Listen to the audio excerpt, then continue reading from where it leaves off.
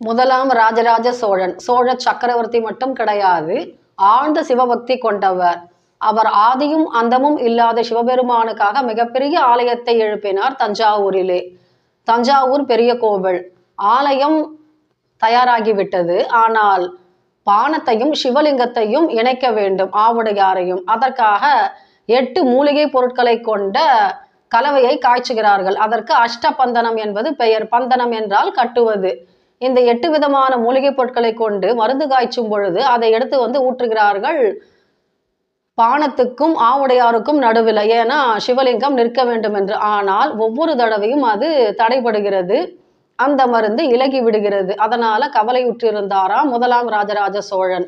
இதை கேள்விப்பட்ட அவருடைய ஆன்மீக குரு கருவூர் தேவர் அதை தெரிந்து கொண்டு என்ன பண்றாரு, தஞ்சாவூருக்கு வருகிறார்.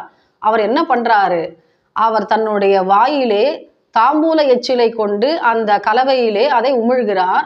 பின்பு அந்த அஷ்டபந்தனம் இறுகிவிட்டது. சிவன் அடியாருக்காக சிவன் செய்த அதிசயம் இது.